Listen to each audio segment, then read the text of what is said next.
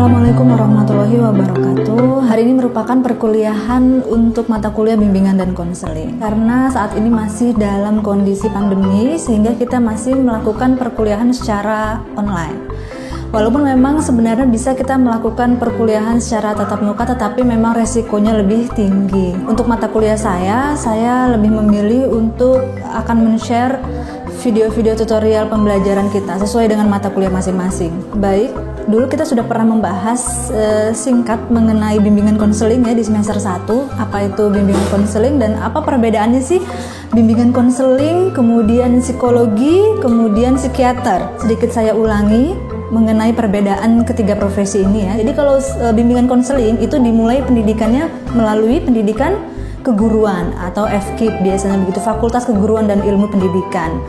Kemudian kalau misalkan mau ambil profesi menjadi seorang konselor, jadi mereka bisa membuka praktek dan membuka konseling, itu harus melakukan sekolah lagi, yaitu sekolah profesi biasanya setahun atau 2 tahun. Kalau psikologi dia fakultas sendiri, fakultas psikologi.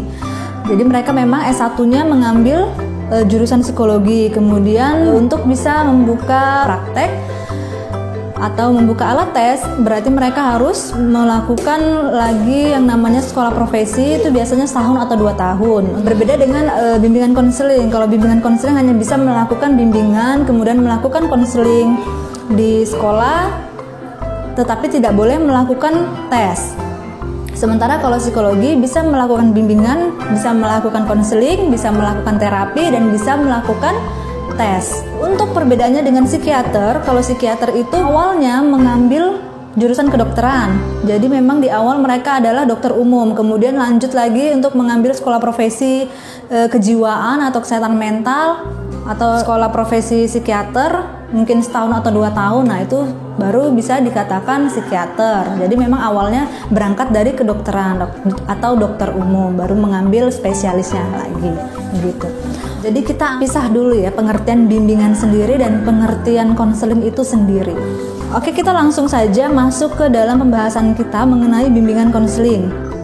Jadi teman-teman juga sudah paham ya bahwa bimbingan konseling itu biasanya identik dengan ruangan yang menerima anak-anak nakal, padahal tidak. Sekarang sudah image-nya berubah. Jadi bimbingan konseling itu membantu rekan-rekan atau peserta didik supaya bisa mengembangkan minat bakatnya, karirnya, ya, membantu membuka jalan pikirannya supaya bisa menyelesaikan masalah-masalah kehidupan peserta didiknya. Makna atau pengertian dari bimbingan konseling secara teoritis yaitu pemberian bantuan yang diberikan kepada individu maupun kelompok yang membutuhkan bantuan untuk mengatasi masalah atau menggali potensi yang ada di dalam diri peserta didik. Jadi memang bisa dilakukan secara individu maupun secara kelompok, dan bimbingan ini bisa dilakukan oleh siapapun, bisa dengan guru, misalkan seorang guru atau wali kelas memberikan bimbingan kepada peserta didiknya atau kepada wali muridnya. Nah itu juga dinamakan dengan bimbingan ya, atau kepala sekolah yang memberikan bimbingan kepada guru-guru, atau orang tua yang memberikan bimbingan kepada anak-anaknya, itu juga bisa disebut dengan bimbingan. Sementara kalau konseling bisa rekan-rekan lihat sendiri ya pengertiannya,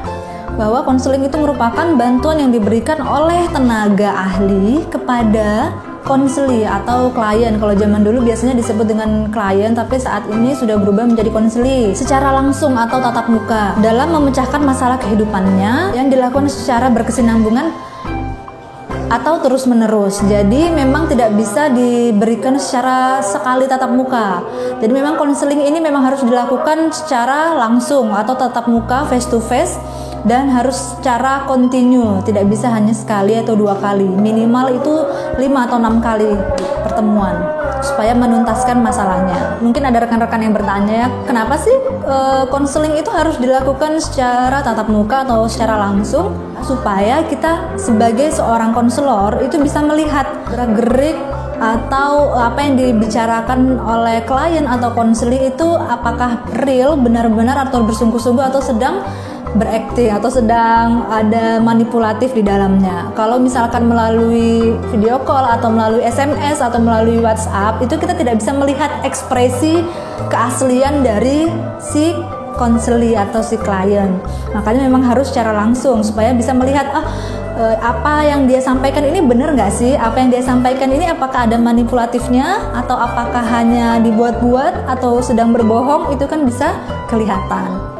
kita sudah bahas masing-masing pengertian mengenai bimbingan itu apa, kemudian konseling itu apa.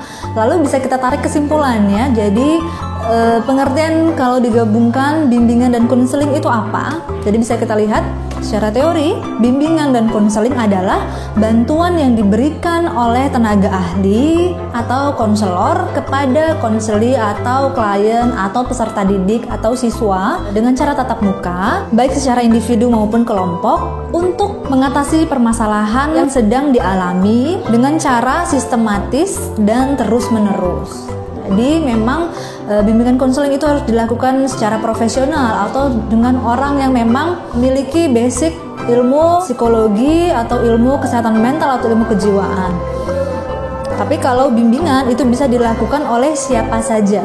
Ya, bimbingan bisa nanti bimbingan skripsi, bimbingan mata kuliah atau bimbingan wali murid. Jadi bimbingan bisa dilakukan secara umum, sementara kalau konseling itu harus secara profesional. Jadi kalau bimbingan dan konseling harus dilakukan secara profesional dan sistematis dan secara terus-menerus, tidak bisa hanya sekali atau 2 kali, minimal harus 6 kali pertemuan. Nah kemudian tujuan dari bimbingan konseling itu apa sih? Kenapa sih harus ada bimbingan konseling? Di setiap sekolah apalagi ya, di SMP atau SMA itu harus diwajibkan ada guru bimbingan konseling atau biasa disebut dengan guru BK. Dan sekarang saat ini bimbingan konseling juga sudah mulai masuk di ranah SD dan TK atau PAUD. Jadi memang lebih baik kalau ada guru BK-nya di dalam sekolah tersebut. Sehingga tujuannya itu untuk apa sih? Secara khusus itu adalah untuk bantu peserta didik agar dapat mencapai tujuan perkembangannya yang meliputi 4 aspek perkembangan, yaitu perkembangan pribadi, perkembangan sosial, kemudian perkembangan belajarnya, dan perkembangan karir. Jadi kalau misalkan kita bahas satu persatu, tujuan bimbingan konseling itu sebagai membantu individu dalam perkembangan pribadi. Berarti sama seperti yang saya lakukan di awal ya, di semester 1 sebelumnya, bahwa membantu mahasiswa atau membantu peserta didik untuk menemukan dirinya atau memahami dirinya, apa sih yang dia suka, aku ini tipe orang yang seperti apa sih yang harus saya hindari, apa yang membuat saya bisa marah atau apa yang membuat saya menjadi stres dan lain sebagainya. Intinya tujuan bimbingan konseling untuk membantu seseorang bisa menemukan dirinya, menemukan jati dirinya, memahami dirinya, lebih memahami kemampuan-kemampuan yang ada di dalam diri kita. Kemudian kalau dari sisi sosial, berarti bimbingan konseling tujuannya untuk membantu individu atau pribadi bisa lebih memahami orang lain. Dari sisi sosial itu kita bisa memperbaiki cara kita menyesuaikan diri di mana kita berada, di lingkungan baru atau dimanapun ya kita sedang berada. Kemudian kalau dari sisi belajar, sudah pasti ya tujuan bimbingan konseling supaya bisa menemukan gaya belajar yang tepat untuk kita, atau supaya memotivasi kita untuk giat belajar lagi. Jadi bimbingan konseling harus bisa memotivasi peserta didik bisa lebih semangat dalam belajar di sekolah. Kemudian dari sisi karir, nah kalau di sekolah-sekolah itu kenapa harus ada bimbingan konseling? Jadi ini sangat penting untuk menentukan karir mereka. Oh, cocoknya anak ini punya bakat di sini. Atau pada saat sudah selesai sekolah, misalkan di SMA, kebingungan nih biasanya anak SMA itu memilih apakah dia harus kuliah atau kalau langsung bekerja. Kalau misalkan mau kuliah, bagaimana caranya? Apa jurusan yang mau dia ambil? Nah itu adalah peran besar dari guru BK di sekolah untuk bisa mengarahkan peserta didiknya mengambil jurusan-jurusan apa yang memang tepat untuk dia. Bisa dibantu juga bagaimana cara daftarnya dan lain sebagainya. Itu juga merupakan salah satu tugas guru BK di sekolah. Jadi bisa mengembangkan karir peserta didiknya. Selanjutnya mengenai fungsi dari bimbingan konseling. Jadi fungsinya itu ada 6. Yang pertama adalah fungsi pemahaman. Saya kasih contohnya aja ya. Misalkan ada anak yang mau belajar sepeda.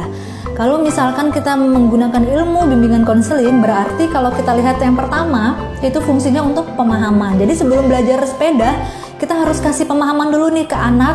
Sepeda itu fungsi pedalnya untuk apa, fungsi setirnya ini untuk apa, cara duduknya itu seperti apa. Nah itu harus kita pahami dulu. Jadi di situ fungsi pemahaman adalah untuk membuat seseorang bisa memahami dirinya atau bisa memahami masalahnya.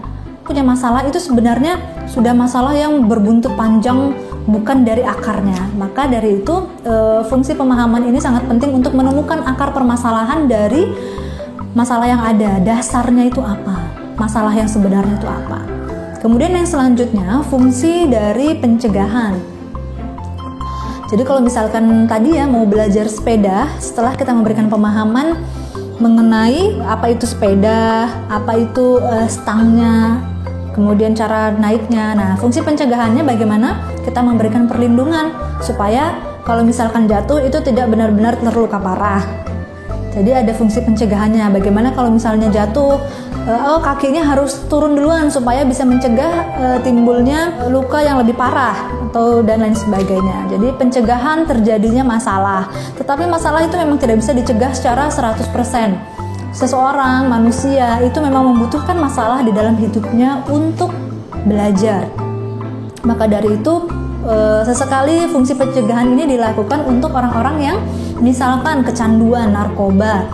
Nah, itu di situ kita bisa memberikan pemahaman dulu dampaknya dari narkoba untuk orang-orang yang belum terkena narkoba. Kemudian pencegahannya supaya mereka tidak terjerumus ke dalam narkoba. Kemudian berikutnya fungsi pengentasan. Pengentasan ini adalah penyelesaian masalah. Jadi kalau misalkan dia ada masalah, kita harus bisa menyelesaikan di tahap ketiga. Jadi tidak langsung menyelesaikan ya. Fungsi BK itu pada saat bertemu langsung diselesaikan masalahnya, tidak. Itu ada tahapnya. Kemudian yang berikutnya fungsi dan penyembuhan. Jadi setelah dilakukan yang namanya pengentasan masalah, sudah ketahuan nih, oh ternyata dia berapa persen gitu ya zat adiktifnya yang ada di dalam tubuhnya. Kemudian penyembuhannya yaitu tadi bisa dilakukan terapi-terapi, kemudian merubah lingkungan yang ada di sekitarnya, itu juga sangat penting ya. Ditarik dia dari lingkungan yang memang membawa dia dari kecanduan narkoba. Setelah melakukan penyembuhan, dilakukanlah proses pemeliharaan. Jadi jangan sampai setelah mereka itu sudah mulai berkurang ya zat adiktif yang ada di dalam dirinya, jangan sampai dia akhirnya terulang lagi, makai banyak lagi, tidak ya. Di situ kita bisa memberikan sugesti atau terapi-terapi sugesti untuk bisa mengurangi candu ini untuk tidak kembali lagi ke masa lalunya, untuk tidak kembali lagi mengulangi kesalahan yang sama. Harus ada yang namanya pemeliharaan. Jadi tidak bisa, makanya tidak bisa sekali pertemuan. Jadi konseling itu memang harus beberapa kali pertemuan. Setelah dirasa permasalahan ini sudah mulai sembuh ya, luka batinnya sudah sembuh, itu harus dirawat, dijaga supaya tidak timbul lagi salah yang sama. Harapannya sih begitu ya. Kemudian yang terakhir adalah pengembangan. Nah, di sini setelah masalah-masalah yang ada itu sudah tuntas, sudah terselesaikan dengan baik, nah di situ mulailah kita mengembangkan diri si konseli atau si klien.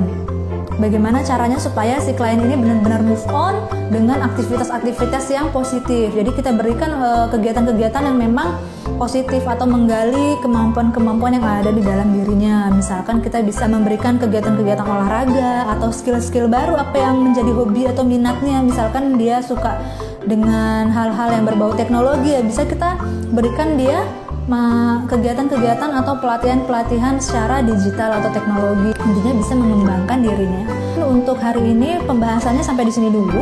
Saya minta rekan-rekan bisa mencari kasus atau masalah yang ada di sekitar rekan-rekan, kemudian dicocokkan dengan tahapan-tahapan tadi. Ada 6 tahapan tadi ya, pemahamannya, kemudian pencegahan, sampai dengan pengembangan tadi. Nanti bisa kalian kumpulkan melalui Google Classroom, baik itu berupa ditulis tangan maupun diketik melalui Microsoft Word, itu juga boleh, silahkan. Waktunya sampai minggu depan kita pertemuan selanjutnya. Saya harap semua sudah mengumpulkan di Google Classroom. Oke, terima kasih. Saya akhiri pertemuan ini, sampai bertemu di pertemuan minggu depan. Terima kasih. Assalamualaikum warahmatullahi wabarakatuh.